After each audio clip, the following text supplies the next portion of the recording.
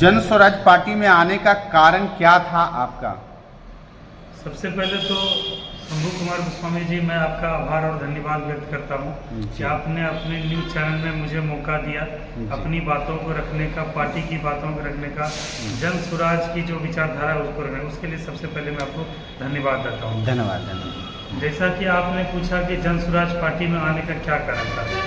देखिए, बरसों से बिहार की राजनीति क्या है कि राजनीति व्यवस्था क्या है कि उसी धर्म पे, राजनीति पे, धर्म पे, जाति पे आधारित थी।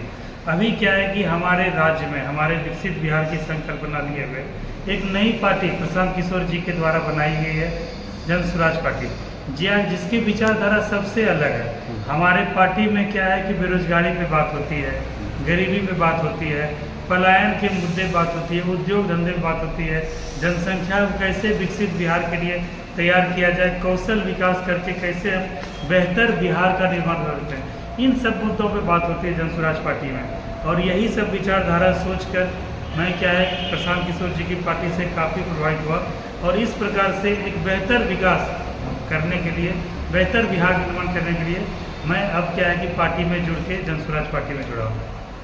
आपके अनुसार जन स्वराज का असली मतलब क्या है? देखिए, जन स्वराज के नाम से स्पष्ट है, जन स्वराज यानी जनता का सुंदर राज।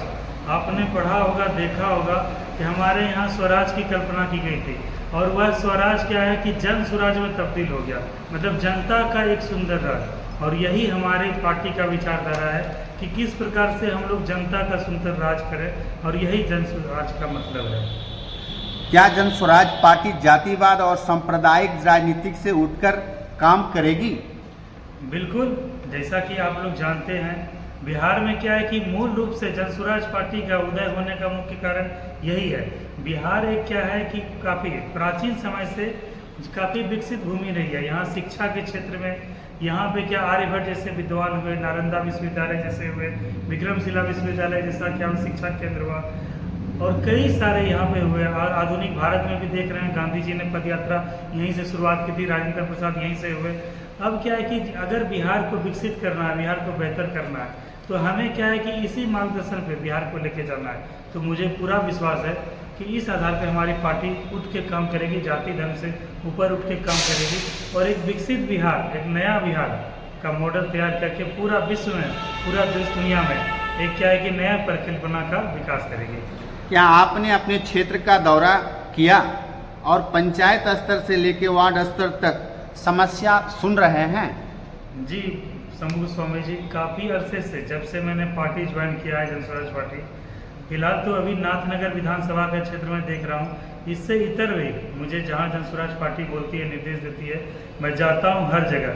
फिलहाल की अभी बात कर रहा हूँ, अभी पिछले कुछ दिनों से नाथनगर विधानसभा का डेली हम लोग एक सभा आयोजित कर रहे हैं, डेली जनसंवाद कार्यक्रम चल रहा है। बिहार बदलाव रैली जो प्रशांत किशोर जी की चल रही है, इस पे भी लोगों को जागरूक कर रहे हैं। तो हमने काफ़ी सारा, मतलब सबौर प्रखंड को देखा, नाथनगर प्रखंड को देखा, जगदीशपुर प्रखंड को देखा।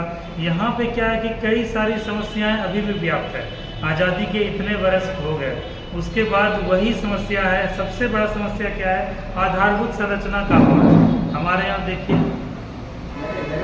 कि रोड का क्या है कि सही से रोड नहीं बना हुआ है। बिजली पहुंची है तो बिजली सही से, कभी स्मार्ट मीटर की समस्या हो जाती है, कहीं बिजली क्या है प्रॉपर जो है ना उसके वजह से होता है। हॉस्पिटल में क्या है कि सही रूप से चिकित्सक का अभाव है, पंचायत में हॉस्पिटल नहीं है। शिक्षा का जहाँ तक बात है, गुणात्मक शिक्षा का अभाव है। बच्चे क्या है खिचड़ी खाने या फिर नाश्ता पानी करने के उद्देश्य से जाते हैं, ना कि शिक्षा प्रॉपर ग्रहण करने के लिए। और क्या है कि सड़क का के साथ साथ नाले का बहुत अभाव है। अभी देखिए बारिश का दिन है, बरसात का दिन है, हाल के दिनों में जब बरसात आता है तो पूरा पानी जितना है सारा जो है नाले का पानी सड़क पे आता है। अब सड़क में नाला है या नाले में सड़क है ये पता ही नहीं चलता। अभी कल की ही बात बता रहे हैं, कल यानी 10 जून 2025 को हम लोग नाथनगर विधानसभा के अंतर्गत नाथनगर प्रखंड के राघोपुर पंचायत गए हुए थे। वहाँ के कम से कम 200-300 लोगों से हम लोग मिले, वहाँ की स्थानीय समस्याओं को समझा जाना। वहाँ पर क्या है कि वहाँ पर रोड तो बन गया है लेकिन नाला अभी भी नहीं बना है। और ऐसा नाला का निर्माण हुआ है कि एक बगल से इधर से ऊंचा रोड है, इधर से ऊंचा रोड है और वहीं पे बजरंगबली का स्थान है। और आप जानते हैं कि बिहार में क्या है कि हम लोग जो है जो धार्मिक जो थोड़ा सा हिंदू समाज से बिलोंग करते हैं, उन लोग का बजरंग बली के मंदिर में पूजा पाठ करने में आस्था रहता है। वो लोग क्या है कि महिलाएं लोग पूजा करने के लिए जाने के लिए उसी नाले से होके जाना पड़ता है। तो सबसे गंभीर समस्या है कि आप जहाँ शुद्ध होके नहा सुना के पूजा पाठ करके अच्छे वस्त्र धारण करके मंदिर जाते हैं, मस्जिद जाते हैं, वहाँ तक की सड़क की ऐसी व्यवस्था है कि नाला का अभाव है, एक एक पैर पे पूरा नाला है। तो हमने काफ़ी जगह ऐसा दौरा किया, काफ़ी क्षेत्र हम लोगों ने विजिट किया जहाँ पर जो ज़मीनी जो समस्या है, ज़मीनी मुद्दे हैं, उसको जाना और उसको निराकरण करने का प्रयास कर रहे हैं। क्या आप इसी तरह जीतने के बाद भी हर महीने अपने क्षेत्र में चौपाल लगाकर जनता की समस्या सुनेंगे? जी देखिए शंभू गोस्वामी जी, सबसे पहले तो दो चीज़ से आपको अवगत कराना चाहता हूँ।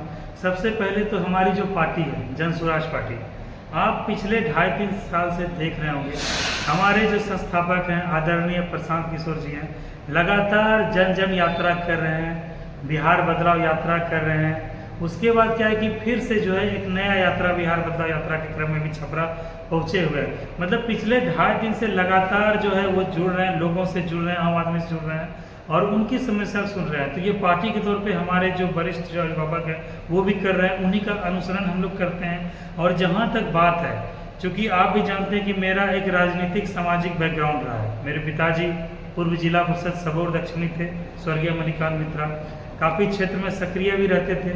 इससे पहले हमारे दादाजी भी थे, वो भी पूर्व मुखिया रह चुके थे। तो उनसे मैंने बचपन से सीखा है किस तरह से वो गरीबों की, असहायों की, ज़रूरतमंदों की मदद करते थे। चाहे दिन हो, रात हो, सुबह हो, शाम हो, गर्मी रहे, बरसात रहे, आम जन की जो समस्या थी वहाँ जाके डायरेक्ट समाधान करते थे। थाना के स्तर पे हो, डॉक्टर के स्तर पे हो, या कोई कानूनी विवाद हो, कोई तरह का समस्या हो, शादी हो या फिर कोई जो है शोक समारोह, हर जगह जाके आम जन से जुड़ते थे। तो हमारे पूर्वज से, हमारे विरासत में ऐसा हमको मिला हुआ है कि एक जन जन तक कैसे जुड़े, लोगों की समस्या को सुने। एक तो ये हमें विरासत मिला है और हमारी पार्टी का भी यही मूल मंत्र है कि हमें जन जन तक पहुंचना है, अपनी विचारधारा को पहुंचाना है। तो मुझे पूरा विश्वास है कि पार्टी के जो मैनिफेस्टो हैं उस पे आधार पर लोगों से जुड़ता रहूँगा और हमारे जो पूर्वजों से मिला जो विरासत में, उस आधार पर भी लोगों से जुड़ के जन चौपाल करता रहूँगा, बात संवाद करता रहूँगा।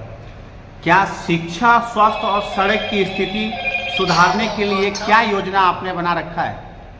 सबसे पहले तो बहुत शंभू जी धन्यवाद। आप जिस मुद्दे को उठा रहे हैं वो क्या है, वास्तविक में बहुत जेन्युइन मुद्दा है। शिक्षा हो गया, स्वास्थ्य हो गया, सड़क हो गया, ये बहुत गंभीर मुद्दा है। देखिए सबसे पहले तो शिक्षा की ही बात करें। जानते हैं अगर विकसित समाज की परिकल्पना करनी है, अगर हमें समाज में उत्थान लाना है तो शिक्षा से ही समृद्धि आ सकती है। तो जैसा कि हमारे आदरणीय प्रशांत किशोर जी कहते हैं कि जब पार्टी सरकार में आएगी, सत्ता में आएगी तो नेतरहाट जैसी विद्यालय की व्यवस्था करेंगे और कई प्रकार की जो वैश्विक स्तर पे जो प्रोजेक्ट चल रहे हैं उसको अपने बिहार में ला के क्या है कि बेहतर शिक्षा का व्यवस्था करेंगे। साथ ही साथ आपको बता दूं, बताते हुए मुझे काफ़ी खुशी भी हो रही है कि मैंने पिछले 2012 से तैयारी की थी सिविल सेवा की, दिल्ली में रह के यूपीएससी सिविल सेवा की तैयारी प्रारंभ की, लगातार 2024 तक तैयारी किया। लेकिन क्या है कि मेरा किसी कारण से सिलेक्शन हो नहीं पाया।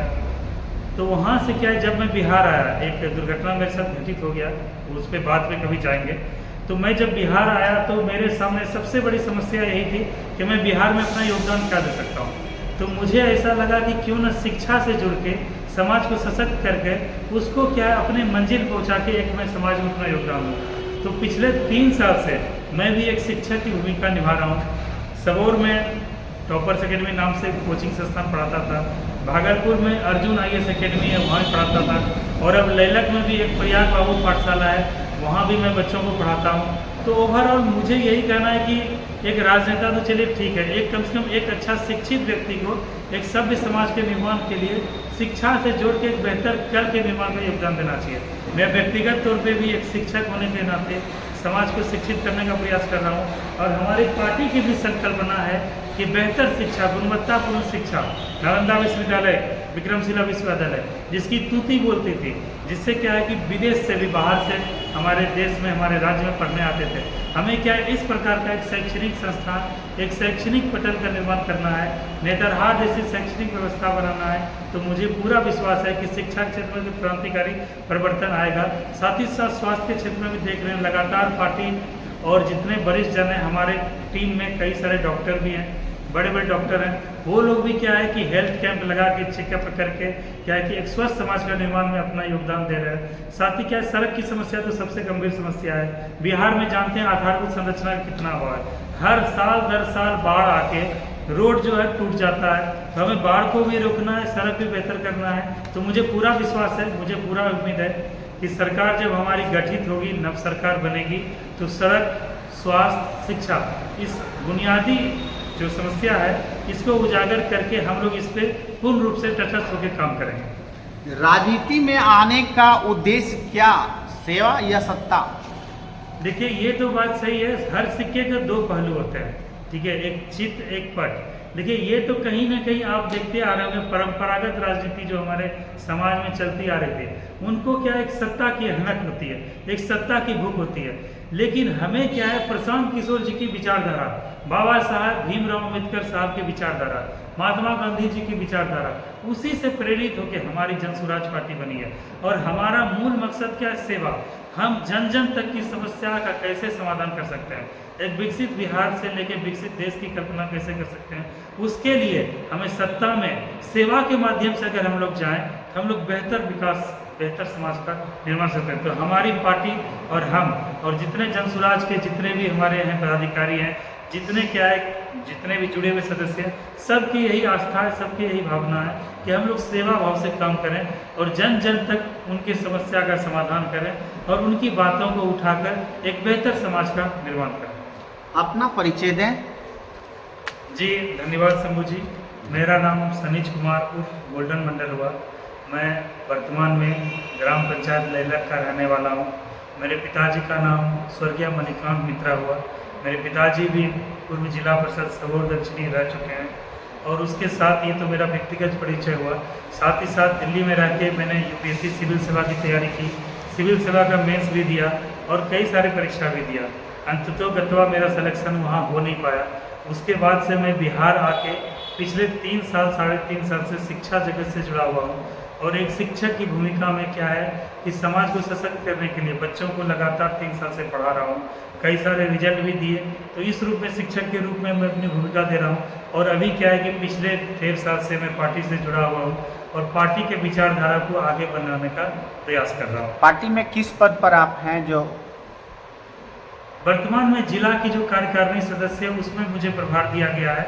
साथ ही साथ क्या है कि नाथनगर विधानसभा का जो क्षेत्र है उसमें मुझे पार्टी के तौर पे जिम्मेदारी दी गई कि नाथनगर विधानसभा के अंतर्गत सबौर प्रखंड हो गया, नाथनगर प्रखंड हो गया, जगदीशपुर प्रखंड हो गया।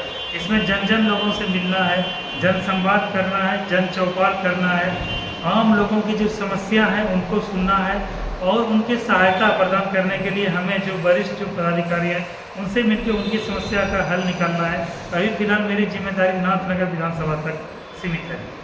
थैंक यू जी धन्यवाद।